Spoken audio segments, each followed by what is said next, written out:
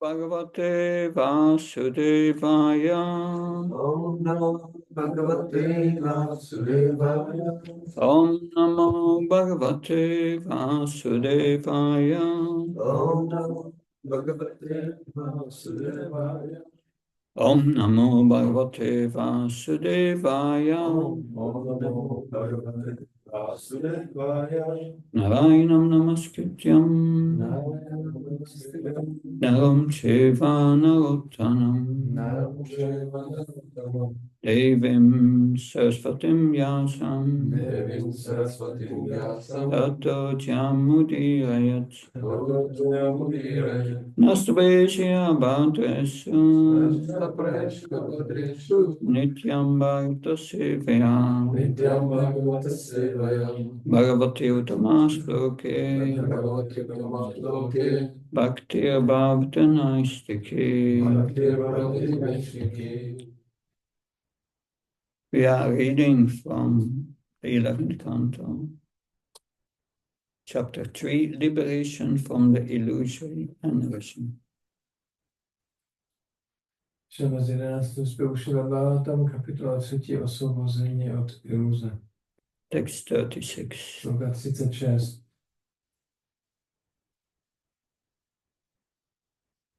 Naitam mano vishati vach utashakshuratma. Naitam mano vishati vakuta chakshuratma. Naitam mano vishati vach utashakshuratma. Naitam mano vishati vakuta chakshuratma. Pranendriyani sayatana lamahshisasva. Pranendriyani sayatana lamahshisasva. Sapto pibodhika nishedaya datayatma mulam. Sapto pibodhika nishedaya Artoktamahaya tritena nishedasidi. Naitam mano vishati vach utashakshuratma. Naitam mano vishati vakuta chakshuratma. Pranendriyani sayatana lamahshisasva. Pranendriyani sayatana lamahshisasva. Sapto pibodhaka nishedatayatma mulam. Sapto pibodhaka nishedatayatma mulam. Artoktam ahaya tritena nishedasidi. Artoktam ahaya tritena nishedasidi. Naitam mano vishati vach utashakshuratma. Naitam mano vishati vakuta chakshuratma. Pranendriyani yatyatana lamahshisasva. Pranendriyani sayatana lamahshisasva. Sapto pibodhaka nishedadayatma mulam. Sapto pibodhaka nishedadayatma mulam. Artoktam ahaya tritena nishedasidi. Artoktam ahaya tritena nishedasidi. Naitam mano vishati vakuta chakshuratma. Naitam mano vishati vach utashakshuratma. Pranendriyani sayatana lamahshisasva. Pranendriyani yatyatana lamahshisasva. Shabdoti bodhaka nishedhatayatma mulam. Shabdo pibodhaka nishedadayatma mulam. Artoktam ahaya nisheda siddhi. Artoktam ahaya tritena nishedasidi. Naitatmano vishati vakuta chakshuratma. Naitam mano vishati vach utashakshuratma. Pranendriyani sayatana lamahshisasva. Pranendriyani sayatana lamahshisasva.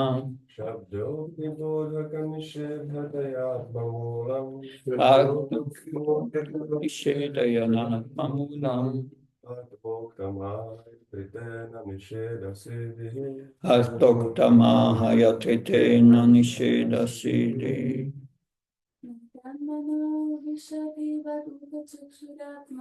Naitammano vishati vakuta sakshuratma.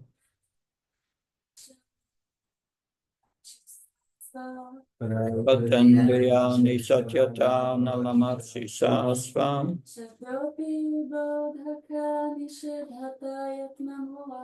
Saptopi bodhakani shedhataya mamulam.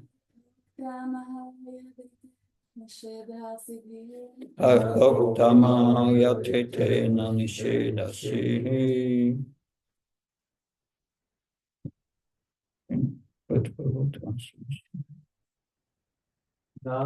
No. Nemohu. No. État do této nejvyšší pravdy. Manaha, mysl.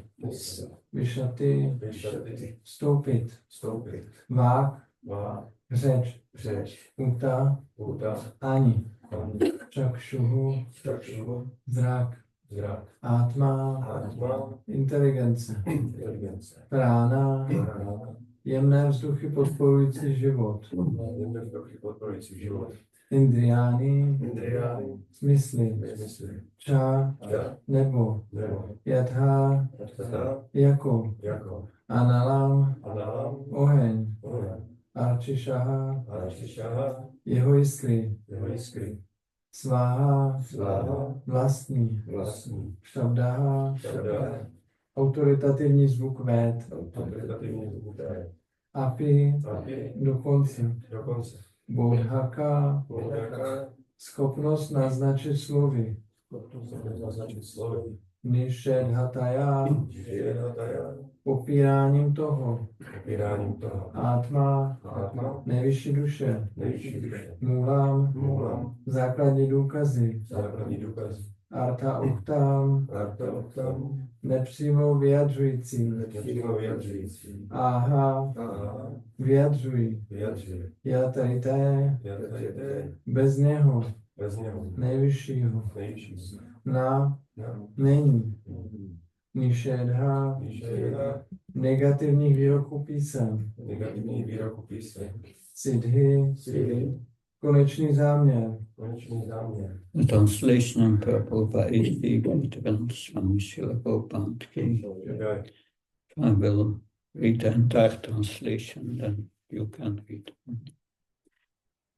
Neither the mind nor the faculties of speech, sight, intelligence, the life air of any of the senses are capable of penetrating that supreme truth any more than small sparks can affect the original fire from which they are generated.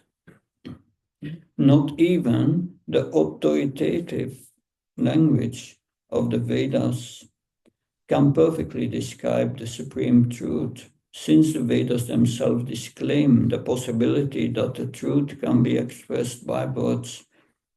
But through indirect reference, the Vedic sound does serve as evidence of the supreme truth, since without the existence of that supreme truth, the various restrictions found in the Vedas would have no ultimate purpose. Překlad. Tuto nejvyšší pravdu nemůže proniknout mysl, řeč, zrak, inteligence, životní vzduch, ani žádný ze smyslů. O nic víc, než malé jiskry mohou ovlivnit oheň, ze kterého vzešly. Nejvyšší pravdu nedokáže dokonale popsat ani autoritativní jazyk véd, protože védy sami popírají možnost vyjádřit pravdu slovy. Védský zvuk však nepřímým odkazem slouží jako důkaz nejvyšší pravdy, protože bez existence této nejvyšší pravdy by různá omezení nacházející se ve védách neměla konečný účel. So it's a very long purport. I will read the first paragraph and then discuss that. And if we have more time, we will go to the next paragraph and so on. Je tady dlouhý výklad, takže přečteme první odstavec, pak to rozebereme a když tak budeme pokračovat. The small sparks generated by blazing fire have no power to illuminate original fire, nor can they burn it. The quantity of heat and light in the original fire is always superior to the quantity found in the insignificant sparks. Similarly, the minute living entities generated from the internal potency of the Supreme Personality of Godhead, as stated in the Vedanta Sutra, Janmadhyasya Yataha, and Bhagavad Gita Hamsarvasya Prabhava, and in Bhagavad Gita 10.8, no, that is 10.8, but then in 15.7, Mamaivam Sojivelo Jiva Buddha Sanatana. The minute living entities, being amsa or sparks of the Supreme Personality of Godhead, can never equal the Supreme Godhead in the quantity of their potency. The quantity of knowledge and bliss in the Personality of Godhead is always superior. Therefore, when foolish conditioned souls try to eliminate the subject matter of the highest truth with his tiny brain, he merely illuminates his own foolishness. The Personality of Godhead has personally spoken Bhagavad Gita, which is the blazing fire of perfect knowledge that burns to ashes the insignificant speculations and theories of the so-called philosophers and scientists regarding the absolute truth. Význam. Malé jiskry vytvářené planoucím ohněm nejsou schopny osvítit původní oheň. Ani jej nemohou spálit.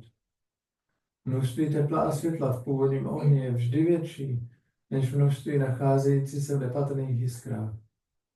Podobně vychází nepatrná živá bytost z vnitřní energie nejvyšší osobnosti božství, jak uvádí Vedanta Sutra, Janmadi Asyata a Bhagavad Gita. Aham sarvasya prabhava. Mamaivam Shujiva Loke Jiva Bhuta Sanatana. Nepatrné živé bytosti se jako amša, jiskry, nejvyšší osobnosti božství, nejvyššímu pánu rozsáhlým své energie nikdy nevyrovnají. Množství poznání a blaženosti v nejvyšší osobnosti božství je vždy větší.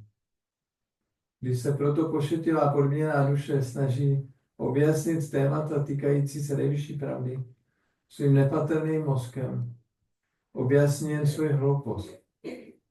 Nejvyšší pán, osobnost božství, osobně vyslovil Bhagavad Gita, která je plánoucím ohněm dokonalého poznání, již na popel spaluje nepatrné spekulace a teorie tzv. Filozofů a vědců o konečné pravdě. Oma Jnana Timannasya Chinanchana Shinakya Chakshu Unmilitam Yena Tasmai Shigove Namah Shri Chaitanya Manobhishtam Stapitam Yena Bhutale Svam Rupakadamyam Dadati Sva Pradantikam Vandeham Shio Shioda Padakamanam Shiom Vaishnavamsa Shri Rupam Charajatam Saganaragnatam Vitam Tam Sajivan Sadvaitam Savadutam Parjana Saitam Shri Krishna Chaitanya Devam Shri Radha Krishna Padan Sakalita Shri Vishakam Vitam Sam He Krishna Karuna Sindhu Dino Bandhu Jatpate Gopesha Goprakanta Radha Kanta Namastate Tapta Kanchana Gaurangi Radhe Vrindavanashri Vrishabhana Sutadevi Pranamama Haripe Vaka Kalpta Visha Kripa Sinabhevisha Patranam Pavanabhyo Vaishnabhyo Namo Namo Jaya Shri Krishna Chaitanya Prabhu Nityananda Shri Advaita Gadadhar Shivasadi Gaura Bhakta Vrinda Hare Krishna, Krishna Krishna, Hare Hare, Hare Rama, Rama Rama, Hare Hare. Namo Vishnu Padaya Krishna Vistaya Bhutale, Srimate Bhakti Vedanta Swami Namine, Namaste Saraswati Devi Gauravani Pachagani, Nirvishesha Sunyavadi Paskatyai Dasatani. Srila Prabhupada ki. So yeah, Mamai from Shoshivela Jiva Buddha Sanatana, we are very small sparks of the absolute truth. že my jsme velice malinkými částečkami absolutní pravdy. Because we are so small, we have only a very, very small part of the qualities of the absolute. Takže jsme tak malí, tak máme jenom malinké částečky vlastnosti absolutního. So the quantity of knowledge in bliss in the Supreme Personality of Godhead is always superior. Takže to množství poznání a blaženosti v nejvyšší osobnosti božství je vždycky větší. So we have only a little knowledge. Máme jenom malinko poznání. That's the maximum knowledge we can get. Maximum, co můžeme dostat. And our bliss is also limited. Naše blaženost je taky omezená. Therefore, when we connect with the internal energy, Krishna's spiritual energy, Proto když se spojíme s duchovní, Krishnou vnitřní energií, then we can expand our knowledge můžeme expandovat své poznání. and our bliss. A naši blaženost taky.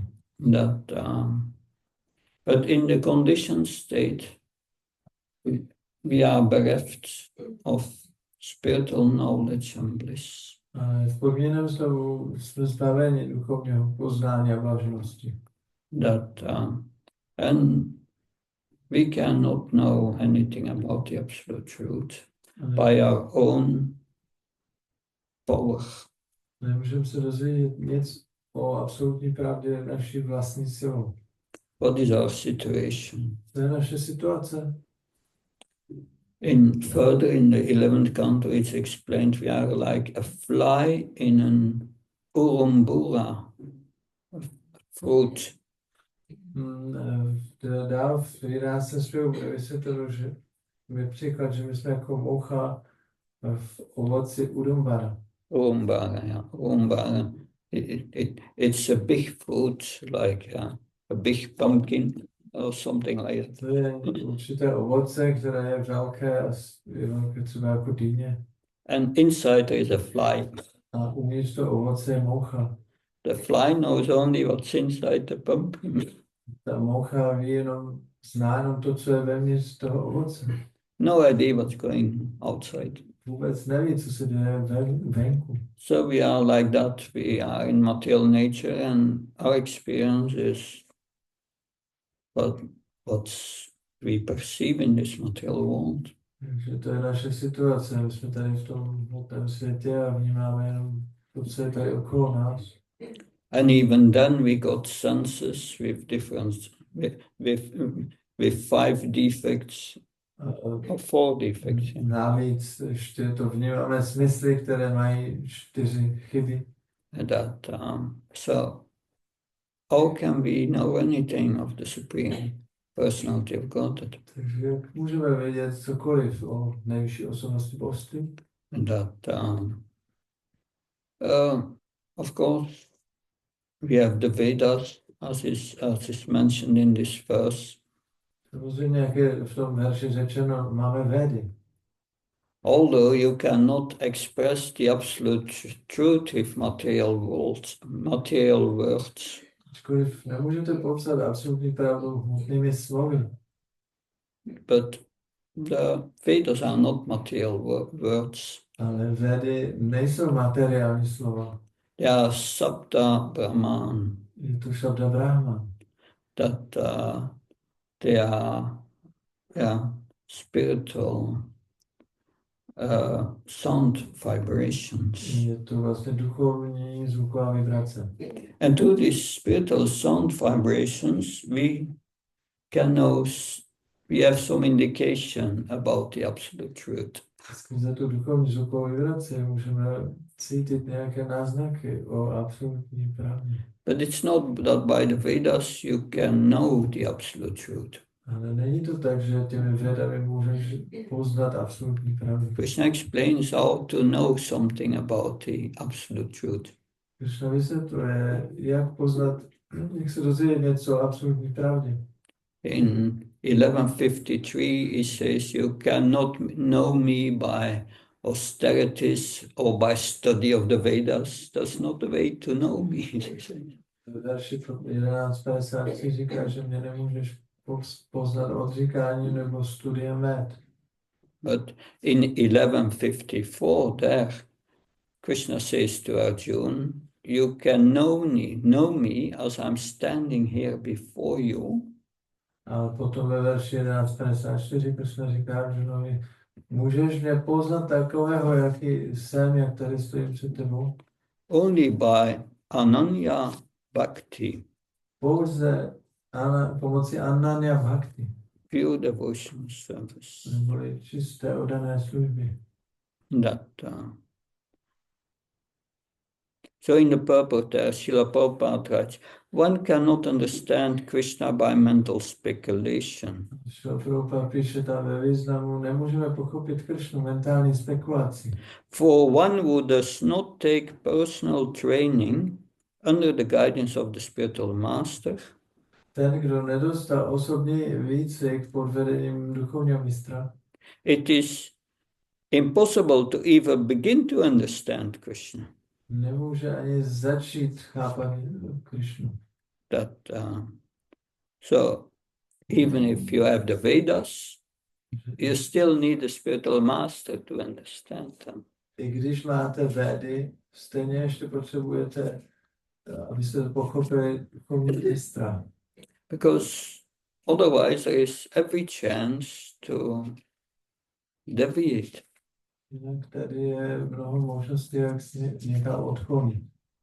And how to practice this Ananya Bhakti, this pure devotional service, A to, jak praktikovat tu čistou ranou službu, that and which will lead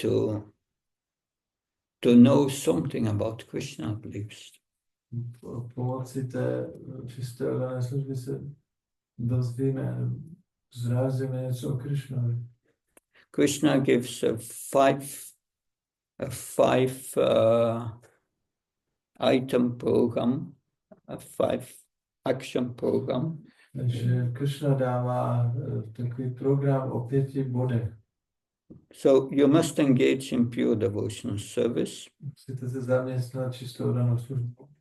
And pure devotional service means it's free from contaminations of fruitive activity and mental speculation.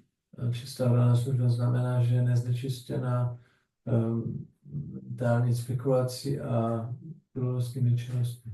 To understand that one must learn from a spiritual master how to do that. A aby jsme to pochopili, musíme se to učit od duchovního mistra. And then with this pure intention to please Krishna, you must work for Krishna. Potom s tím čistým záměrem potěšit Krishnu, musíme pro Krishnu pracovat. Make him the goal of everything you do. Udělat Krishnu cílem všeho, co děláme. And you must be friendly to every living being. A musíme být přátelští ke všem živým bytostem. For any of these 5 points, Srila Prabhupada in the purport dedicates a paragraph to explain how to do that. A v tom významu Srila Prabhupada věnuje každému z těchto 5 bodů jeden odstavec a vysvětluje to tam. So how can you become friendly to everyone? Jak můžete být přátelští ke všem? Prabhupada writes, therefore it is said here that he has no enemy. Prabhupada píše, proto je řečeno, že on nemá žádného nepřítele. How is this? Jak je to možné? A devotee situated in Krishna consciousness knows that only devotional service to Krishna can relieve a person from all problems of life. daně čisté oddané službě ví, že pouze oddaná služba může osvobodit člověka od všech životních problémů. Because Krishna is beyond the modes of material nature. Že Krishna je nad kvalitami hmotné přírody. So you must know how to transcend these modes to know him. Abyste Krishnu mohli poznat, tak musíte vědět, jak transcendovat ty kvality přírody. And that is of course explains at the end of the 14th chapter, which is about the modes of nature. To je vysvětleno na konci 14. kapitoly, která popisuje kvality přírody. So to know Krishna, we must develop qualities, transcendental qualities. Abychom mohli poznat Krishnu, musíme rozvinout transcendentální vlastnosti. How do you know you have developed transcendental qualities? Jak poznáte, že jste rozvinuli transcendentální vlastnosti? Krishna says, one who does not hate illumination, attachment and delusion when they are present. Říká ten, kdo necítí odpor k cícení nebo illumination. Illumination, attachment and delusion. One who does not hate that. Když někdo necítí odpor k tomu osvícení, připoutanosti nebo iluzi. And who is unwavering and undisturbed by all the reactions of the material qualities. Který je neochvějný a nerozrušený veškerými reakcemi hmotné přírody. Who is situated in the self, identified as a spirit soul. Ten, kdo je umístěný ve vlastním já a stotožňuje se jako s duší. Who regards happiness and distress as the same. Vnímá štěstí a neštěstí stejně. He looks upon a lump of earth, a stone, and piece of gold equally. Dívá se na hroudu hliny, kámen či zlato stejně. Who is equal towards the desirable and the undesirable. Je stejný k tomu vytouženému nebo nechtěnému i nechtěnému. Who is situated equal in praise and blame. Je umístěn stejně v chvále či pohaně. Equal in honor and dishonor. Je stejný, když ho někdo uctívá nebo uráží. Treats alike both friends and enemy. Chová se stejně k přátelům i nepřátelům. He has renounced all material activities. Vzdal se všech hmotných činností. Such a person is said to have transcended the modes of nature. Takováto osoba transcendovala kvality přírody. So those are qualities the devotee develops finally. Toto jsou vlastnosti, které nakonec oddaný rozvinou. Then you can transcend the modes. Tak můžete transcendovat kvality. Being situated in the spiritual energy. Jste umístěni v duchovní energii. How to do this? A jak to udělat? Krishna explains Mamsyo Vyabhicharana Bhakti Yogana Sevata Sagadam Samatichetam Brahma Bhuyaya Kalapate. One engaged in full devotional service. Ten, kdo se zaměstnává pro oddanou službu. But he must engage in full devotional service, so not part-time. On se musí zaměstnat plně oddanou službou, ne částečně. It's ahaituka apratiyata, means always without interruption and without material motivation. Musí to být ahaituki apratiyata, to znamená bez přerušení a bez hmotné motivace.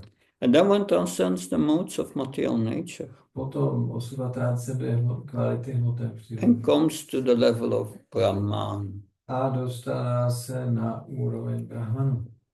Even if you are in Brahman, does not mean that you can understand Krishna.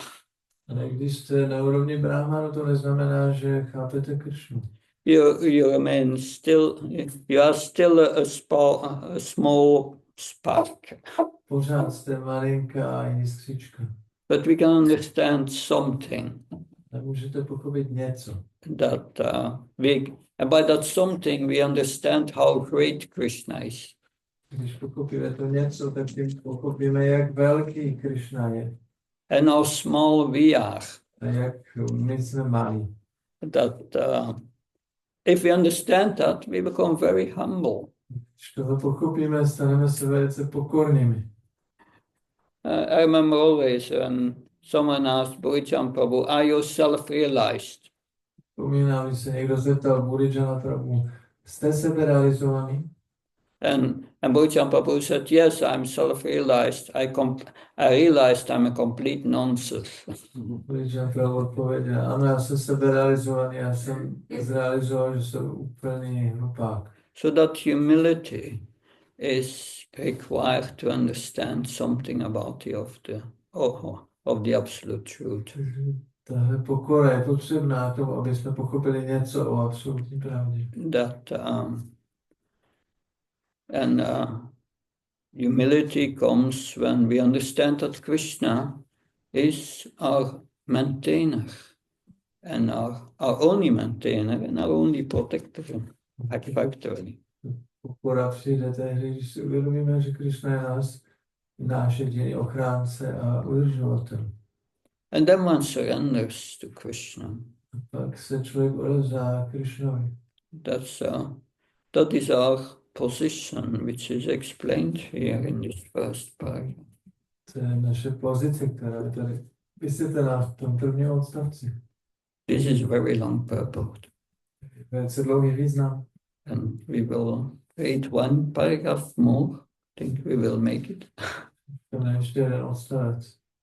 The Supreme Personality of Godhead is called Rishikesh, or the Lord of everyone, of everyone's senses, because the Personality of Godhead has supreme seeing power, hearing power, touching power, smelling power, and tasting power. The living entities, in a limited sense, can also hear, touch, smell, and taste by the mercy of Rishikesh. This idea is expressed in the Brihad Aranyaka Upanishad. Pranasya pranam uta sakshur uta shrotasya shrotram anayanam manaso ye manavidu. The supreme truth is understood to be the life air sustaining everyone's life air, the vision of everyone's eyes, the hearing power of the ear, and the sustenance of food itself. The obvious conclusion is that the supreme truth can be known by its own causeless mercy and not by our foolish attempts to bring the all-pervading truth within the insignificant boundaries of our intelligence. It is stated in the Taittiriya Upanishad 241, Yato vacho nivartante aprapya manasa saha. The descriptive power of speech fails in the realm of the supreme truth, and the speculative power of the mind cannot achieve him. Nejvyšší osobnost božství se nazývá Hrishikesha, pán smyslu každé živé bytosti. Protože má svrchovanou schopnost vidět, slyšet, hmatat, cítit a ochutnávat, mohou živé bytosti milosti Hrishikeshi také v omezené míře vidět, slyšet, hmatat, cítit a ochutnávat. Toto pojetí je vyjádřeno v Brihad Aranyaka Upanishady. Pranasya pranam uta čakšuša čakšu uta šrotasya šrotyam anasyanam manaso je manou vidu. Nejvyšší pravda je známá jako životní vzduch, udržující životní vzduch každé živé bytosti. Schopnost jejich očí vidět, schopnost ucha slyšet a schopnost jídla vyživovat. Zřejmým závěrem tedy je, že nejvyšší pravdu lze poznat její vlastní bezpříčinnou milostí, a ne našimi pošetilými snahami přivést všudy přítomnou pravdu do nepatrných hranic naší inteligence. V Taittiriya Upanishadě je uvedeno, je to váčo nivartante a právě manasásaha. Schopnost řeči popisovat v oblasti nejvyšší pravdy selhává. A spekulativní síla mysli ho nemůže dosáhnout. So at the end of the 15th chapter of the Bhagavad Gita, we have the Trisloka Gita. Na konci 15. kapitoly Bhagavad Gita je něco, čemu se říká Trishloki Gita. Yeah, this is the summary of the Vedanta Sutra. To je shrnutí Vedanta Sutry.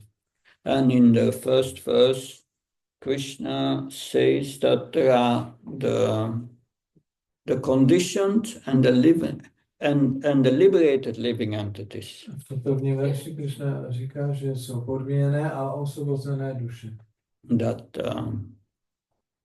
and in the next verse he says, besides this conditioned and this liberated living entities, there is me. I'm supreme.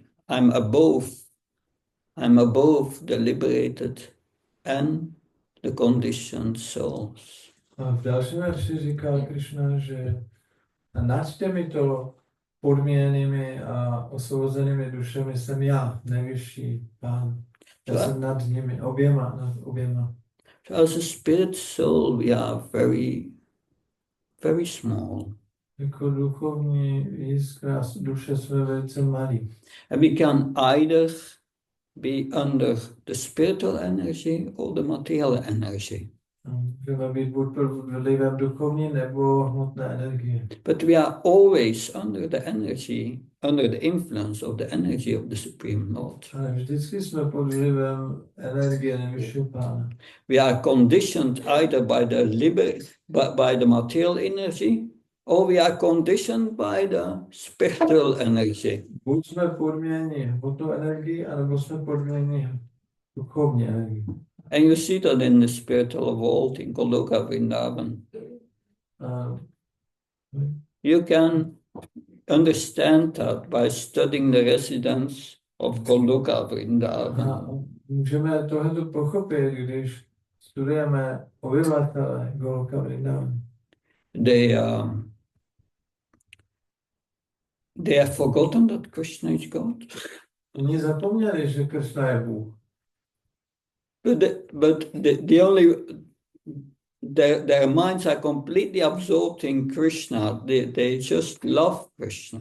Jejich mysl je úplně absorbovaná v Krishnovi. Oni prostě Krishnu strašně milují. And they know how to please Krishna. A vědí, jak Krishnu potěšit. That is higher knowledge. To je vyšší poznání. They really know something about Krishna. Oni opravdu vědí něco o Krishnovi. The point that they have forgotten that Krishna is God, that's not so important. Ten bod, že oni zapomněli, že Krishna je Bůh, není tak důležitý.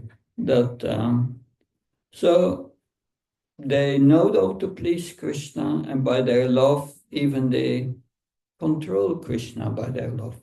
Oni vědí, jak Krishnu potěšit a svojí láskou ve skutečnosti dokáží Krishnu ovládat. But Krishna says in Bhagavad Gita 7:25, Naham prakasha sarvasya yoga maya samavrita. I'm never manifest to the foolish and the unintelligence. Krishna říká v Bhagavad Gita 7:25, nikdy se nevěnují hloupým a neinteligentním osobám. That's mudiyam navijanati lokamam achamafyam. So for them I'm covered by my eternal potency, and therefore they do not know that I'm unborn and infallible. Pro ně jsem zakrytý svou vnitřní energií a proto mě neznají. Nevědí, že jsem nezrozený a nepoklesaný, nevyčerpatelný. So Krishna brings us under the influence of his energies. Krishna nás přivádí pod vliv svých energií. The spiritual energy or the material energy. Buď duchovní nebo hmotná energie. In the material energy, we cannot understand anything about Krishna. We forget Krishna. hmotné energii nechápeme nic o Krišnovi a zapomeneme na ní. The material energy makes you forget Krishna and drags you down. Materiální energie způsobí, že zapomenete na Krišnu a stáhne vás dolů. The spiritual energy, if you under the spiritual energy, we become really free from this influence of material nature. Takže když se dostaneme pod vliv duchovní energie, tak se postupně osvobodíme od vlivu hmotné energie. And that's usually a long process for us to go through. A to je pro nás většinou dlouhodobý proces. And that, but yes, we can only know Krishna by his mercy. Ale Krišnu můžeme poznat pouze jeho milosti. We can know Krishna if Krishna reveals himself. Můžeme Krišnu poznat, když se nám vyjeví. Rupa Goswami, he explains the process of devotional service by 9 stages. To s námi popisuje proces oddané služby v 9 úrovních. From Shraddha to Prema. Od šrádhy k prémě. So, and the first 4 stages up to the end of Anaktani Vritti,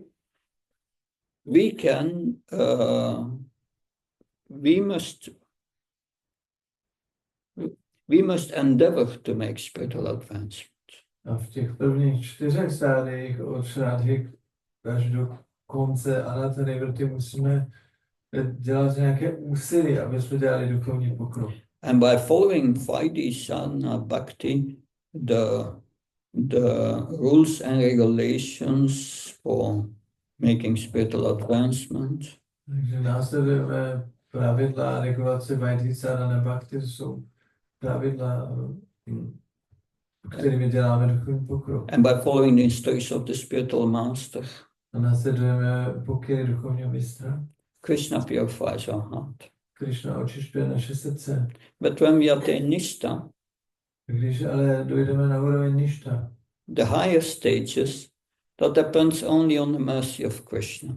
že na těch vyšších stádiích to všechno závisí pouze na milosti Krišny. It's not that you can demand Krishna. Nemůžete to po Krišnovi nějak vyžadovat. He reciprocates with your inner attitude. On se vám odvděčí podle vašeho vnitřního postoje. And by his mercy in these higher stages, you get to know who you are first. What's your spiritual position? What's your svarup? What's your eternal relationship with Krishna? Krishna reveals that. Takže na těchto vyšších úrovních Krišna vám vyjeví nejdřív vaše postavení, váš vztah s Krišnou, vaši duchovní identitu. And hand in hand, we will get to know something about Krishna. A spolu s tím poznáme něco o Krišnovi. But the point that is made here in the purport, even in the conditioned state, we see, we hear, we touch. Tady ten bod v tom významu, že i v podmíněném stavu vidíme, cítíme, slyšíme, dotýkáme se. Why can we see? Why can't we? Why can we see? Tak proč nemůžeme vidět? Because Krishna can't see. No, tak proč můžeme my vidět? Protože Krishna může vidět. That all the powers the little powers we have from the senses, Krishna has them also unlimited. Všechny ty schopnosti našich smyslů, malinké schopnosti, které máme, tak Krishna je má taky, ale neomezené. So we get it power because we are a part and parcel of Krishna. My máme tyhle schopnosti, protože jsme částečkami Krishny. But that power comes from Krishna. Ta schopnost pochází od Krishny. Mm-hmm. He makes this body working. On způsobí, že tohle tělo funguje. So yeah, therefore this second paragraph says the obvious conclusion is that the supreme truth can be known only by causeless mercy. Takže tady je řečeno v tom výkladu, zřejmým závěrem tedy je, že nejvyšší pravdu lze poznat i vlastní bezpříčinnou milostí. Not by our own speculation we can know Krishna. A ne našimi pošetilými spekulacemi. By studying the Vedas under the guidance of a spiritual master, we can get to know something about the Supreme Personality of God, its powers. Studováním ved pod vedením duchovního mistra můžeme poznat něco o moci nejvyšší osobnosti božství. In fact, I wrote a preparation for this lecture. I didn't see anything what's in the preparation, but it's a long word. Já jsem si připravil, co budu říkat v té lekci, ale vůbec jsem to nevyužil. Je to dlouhý verš, výklad. We can continue tomorrow. Můžeme pokračovat zítra. Any question, comment? Nějaké otázky nebo komentáře? Yes.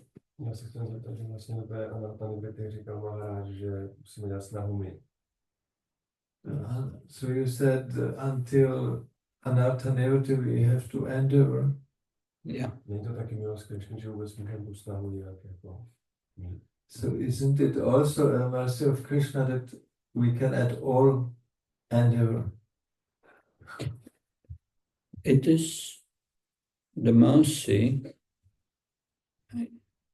not only the mercy of Krishna, To není jenom milost Krishny. it's the mercy of Krishna's representative. Je to milost Krishnova zástupce.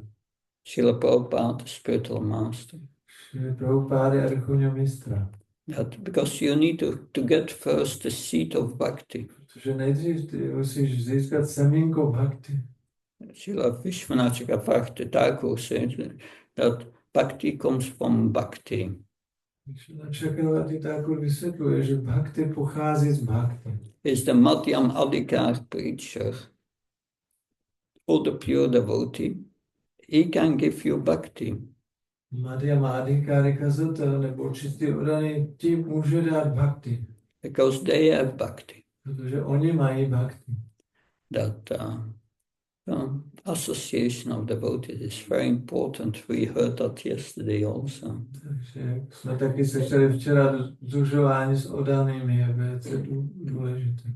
Krishna has delegated the power to give bhakti to his pure representatives. Krishna dal svým čistým zástupcům moc dávat bhakti. So yes, it's a mercy of the spiritual master and the devotees and the mercy of Krishna. They cooperate with each other. Takže to milost duchovního mistra, milost odaných, milost Kršny, oni všichni spolupracují dohromady. But if we sincerely follow the instruction of the spiritual master, Krishna will reciprocate. Když budeme upřímně následovat pokyny duchovního mistra, tak Kršna se nám odvděčí. Yeah. But to do that, how to do that? Jak to udělat? That Susrusu Shadadanasya Vasdevka Tarichi Syanmatsiva Sevyavi Prapunya Tirtani Shivana. You must hear every day with great attention the Bhagavad Gita. Musíte každý den s velkou pozorností naslouchat Bhagavad Gita. And please the spiritual master by serving his instructions, following his instructions. A potěšit duchovního mistra následováním jeho pokynu. And the rest is the mercy of Krishna.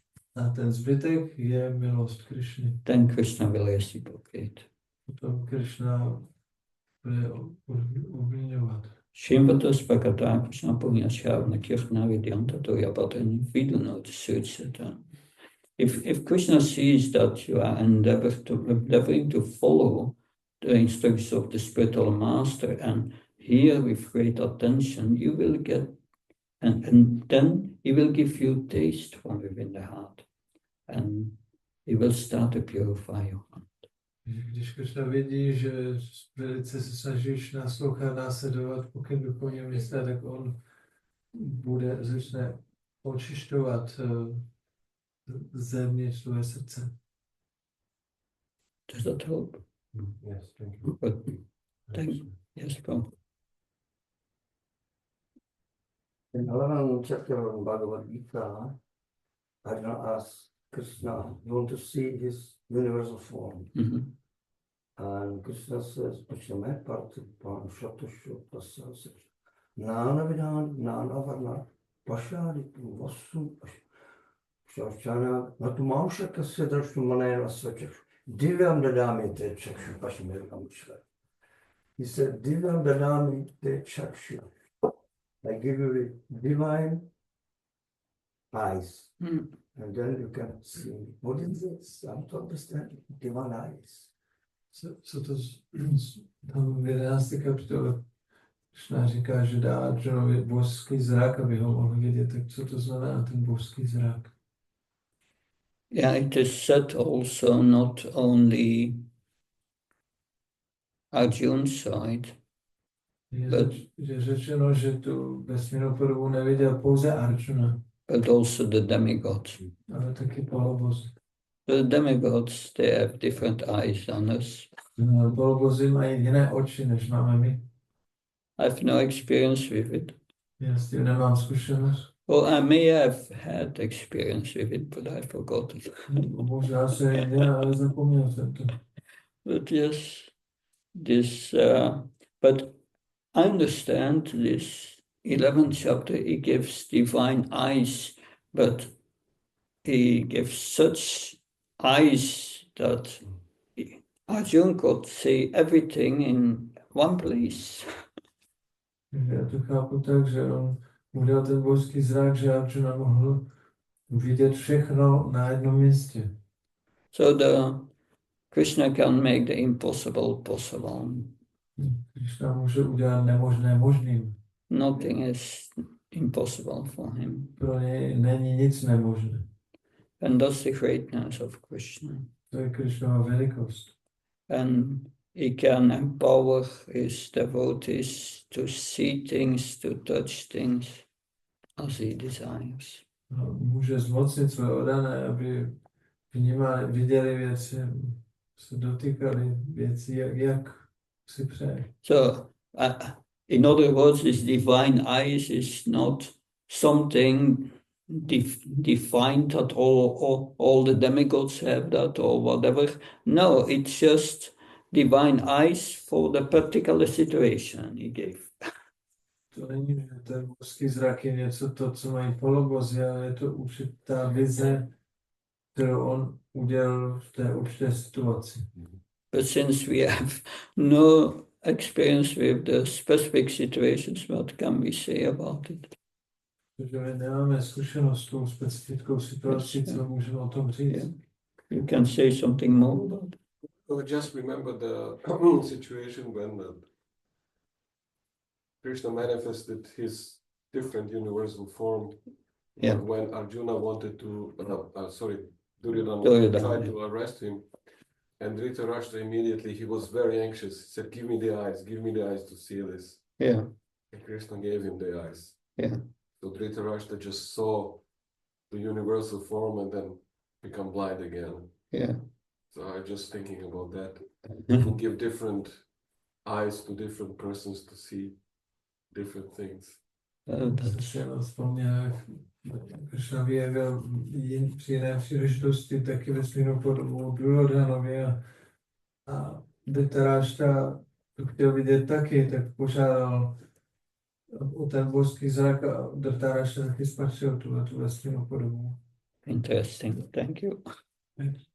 Good. Něco to vyjasnil. Thank you very much.